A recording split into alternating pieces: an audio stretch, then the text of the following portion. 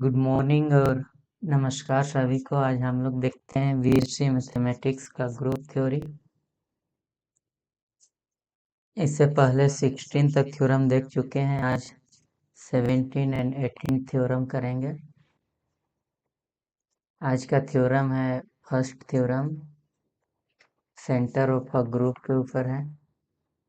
For any group G prove that its centre Z G is a subgroup of जी। ये theorem है, इसका proof देखते हैं। पहले क्या दिया हुआ है, जी एक ग्रुप है, जी एक ग्रुप है एंड जेड जी इसका सेंटर है। जी का सेंटर, ग्रुप जी का सेंटर क्या है, जेड जी। और हम लोग सेंटर ऑफ अ ग्रुप से जानते हैं, जेड जी को सेंटर ऑफ ग्रुप बोलते हैं। और इसका डेफिनेशन होता है ग्रुप जी के ऐसे एलिमेंट, ग्रुप जी के ऐसे एलिमेंट जो जी के सभी एलिमेंट्स के साथ कम्यूट करता हो, जो जी के सभी एलिमेंट के साथ कम्यूट करता है। यानी x y equal to y x, y for all y belongs to G. यानी जी के सारे एलिमेंट से एक्स कम्यूट करता है। और जी में ऐसे एलिमेंट होंगे जो जी के सारे एलिमेंट से कम्यूट करता है, उसे जेड जी बोलते हैं, उसको सेंटर ऑफ ग्रुप बोलते हैं। तो हम लोग को प्रूफ क्या करना है, जेड जी इज अ सब ग्रुप ऑफ ग्रुप जी। यानी Z G is a subgroup of group जी हम लोग को प्रूफ करना है। हम लोग जानते हैं कि क्लियरली आइडेंटिटी एलिमेंट तो होता है ग्रुप जी में, और आइडेंटिटी एलिमेंट वाई के साथ कम्यूट करता है। यानी identity y equal to y a और all y belongs to G, commute कर रहा है, इसलिए आइडेंटिटी किस में होगा, जेड जी में आ जाएगा। यानी जी के वैसे एलिमेंट जो जी के सारे एलिमेंट से कम्यूट करता है वो जेड जी में आ जाता है, यानी आइडेंटिटी जेड जी में आ जाएगा। That implies identity non void, यानी आइडेंटिटी नहीं, जेड जी खाली नहीं है। अब सब ग्रुप के लिए हम लोग जानते हैं नॉन वॉइड आ गया, अब सबसेट भी होना चाहिए। और बाय वन से जानते हैं कि जेड जी जी का सब ग्रुप नहीं है, सबसेट है। यानी जेड जी में वैसे एलिमेंट जो जी के सारे एलिमेंट के साथ कम्यूट करता है, इसलिए जेड जी में जी का भी एलिमेंट होंगे, जी का ही एलिमेंट होंगे, इसलिए जेड जी जी का सबसेट है। इसको इक्वेशन 3 ले लेते हैं। Now if any a b belongs to z G, अगर जेड जी में का दो एलिमेंट लिए हैं ए बी, अगर जेड जी में ए बी दो एलिमेंट लिए हैं तो जी में भी होगा, क्योंकि जी जेड जी जी का सबसेट है, इसलिए a b belongs to G. और हम लोग जानते हैं कि जेड जी ए बी का एलिमेंट है, इसका मतलब ए बी जी के एलिमेंट के साथ कम्यूट करेगा। यानी ए कम्यूट करेगा वाई के साथ, a y equal to y a, and b भी कम्यूट करेगा वाई के साथ, b Y equal to y b for all y belongs to G. इसको इक्वेशन 4 ले लेते हैं।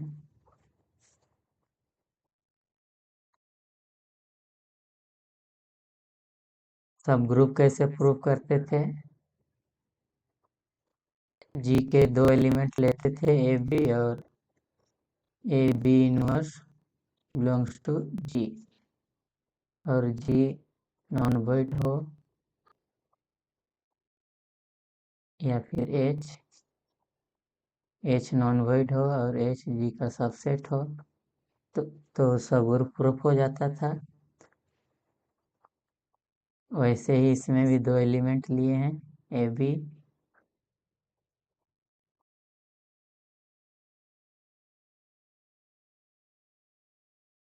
और दोनों का inverse a B inverse belongs to G हो जाएगा, क्योंकि जी ग्रुप है। यानी ग्रुप है तो हम लोग जानते हैं कि ए बी जी का एलिमेंट है तो ए और बी का इन्वर्स भी होगा क्योंकि जी ग्रुप है, यानी ए इन्वर्स बी इन्वर्स, और ए और बी इन्वर्स दो लेंगे और दोनों को ऑपरेट करेंगे, यानी प्रोडक्ट हो जाएगा। क्लोजर प्रॉपर्टी से ए बी इन्वर्स भी जी में बिलोंग करेगा, इसलिए a b inverse belongs to G क्योंकि जी ग्रुप है। Now a b inverse y के साथ कम्यूट करेगा तो वो जेड जी में आ जाएगा। इसको जेड जी में दिखाने के लिए हम लोग कर रहे हैं क्योंकि ए बी इन्वर्स वाई के साथ कम्यूट करने के लिए ऐसे लिख सकते हैं, और इसको हम लोग एसोसिएटिविटी से ए बी इनवर्स वाई लिख सकते हैं बाय एसोसिएटिविटी। और हम लोग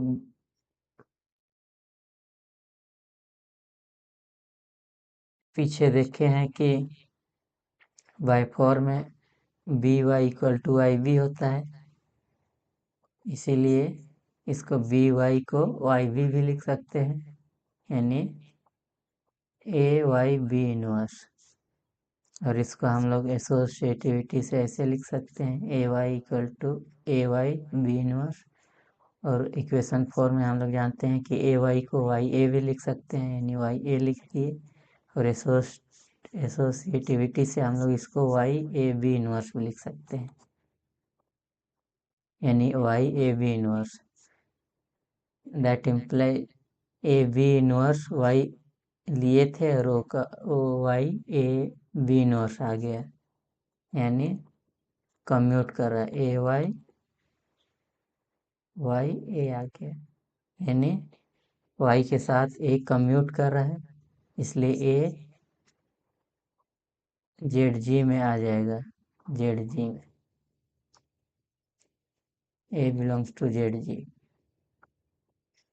वैसे ही ए बी इनवर्स वाई के साथ कम्यूट कर रहा है, इसलिए ए बी जेड जी में आ जाएगा, यानी ए बी इनवर्स जेड जी का एलिमेंट है।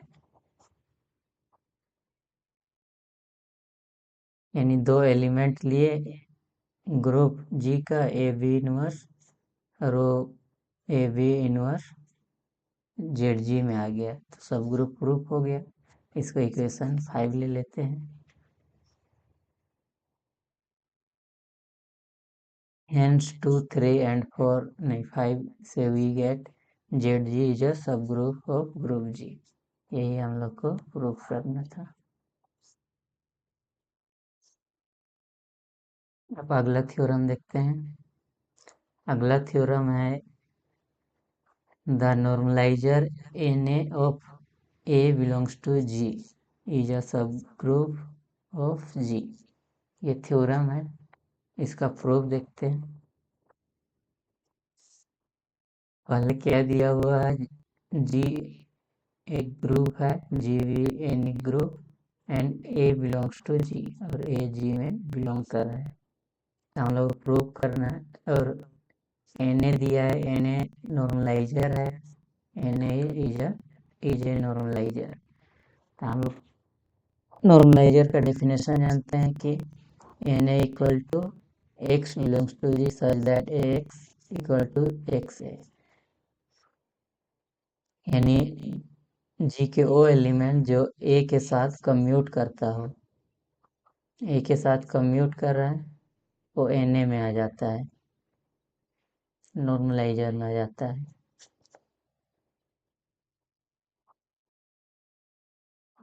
और हम लोग को इसको इक्वेशन 1 ले लेते हैं, और हम लोग को प्रूव करना है N a is a subgroup of group जी, हम लोग को ये प्रूव करना है। क्लियरली आइडेंटिटी तो होता है जी में, और आइडेंटिटी एक्स के साथ कम्यूट करता है, इसलिए आइडेंटिटी भी एन ए में एलिमेंट होगा एन ए का, यानी आइडेंटिटी एग्जिस्ट करता है इसमें, identity element. That implies normaliser Na खाली नहीं है, नॉन वॉइड है। इसको इक्वेशन 2 ले लेते हैं, और बाय 1 से हम लोग जानते हैं कि Na G का सबसेट है।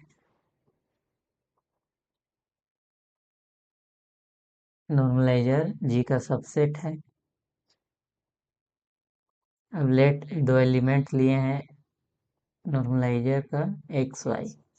अगर दो एलिमेंट लिए हैं, दोनों Na में बिलोंग कर रहा है, इसका मतलब A के साथ कम्यूट करेगा एक्स वाई, इसलिए A के साथ x कम्यूट कर रहा है, ax इक्वल टू एक्स है, एंड y के साथ भी कम्यूट करेगा, यानी y equal to a y. ना अब दो एलिमेंट इसको ले लेते हैं, a y equal to y a equal to a y. That implies दोनों तरफ y इनवर्स से मल्टीप्लाई कर दे रहे हैं, लेफ्ट साइड भी और राइट साइड भी, यानी लेफ्ट साइड और राइट साइड, और इधर भी लेफ्ट साइड और राइट साइड, दोनों तरफ मल्टीप्लाई किए वाई इनवर्स से, यानी Y inverse Y A Y inverse equal to Y inverse A Y inverse. और ये वाला तो आइडेंटिटी हो जाएगा इनवर्स प्रॉपर्टी से, ये भी आइडेंटिटी हो जाएगा इनवर्स प्रॉपर्टी से, यानी identity A Y inverse equal to Y inverse A identity. और आइडेंटिटी और एक ऑपरेट होने पर आइडेंटिटी का प्रॉपर्टी से ए हो जाएगा, और ये भी ए हो जाएगा, यानी वाई नहीं a Y inverse equal to Y inverse a आ गया, यानी ए के साथ कम्यूट कर रहा है वाई इनवर्स, इसलिए वाई इनवर्स नॉर्मलाइजर में का एलिमेंट होगा, यानी वाई इनवर्स Na में बिलोंग करेगा।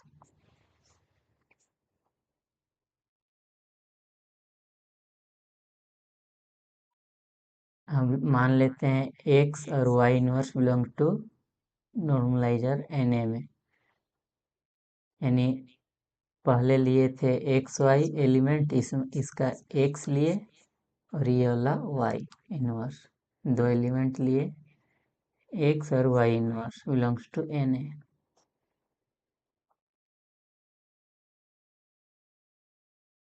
अब इसको अगर Na में बिलोंग करे, इसका मतलब A के साथ कम्यूट करेगा, इसलिए X Y inverse A equal to, इसको हम लोग लिख सकते हैं बाय एसोसिएटिविटी से, एक्स ए वाई इनवर्स। इसको ऐसे लिख सकते हैं एसोसिएटिविटी, और वाई इनवर्स ए को हम लोग लिख सकते हैं ए वाई इनवर्स, और एसोसिएटिविटी से इसको हम लोग एक्स ए वाई इनवर्स लिख सकते हैं, एक्स ए को ए एक्स भी लिख सकते हैं, इसलिए इसको ए एक्स वाई इनवर्स लिख दिए।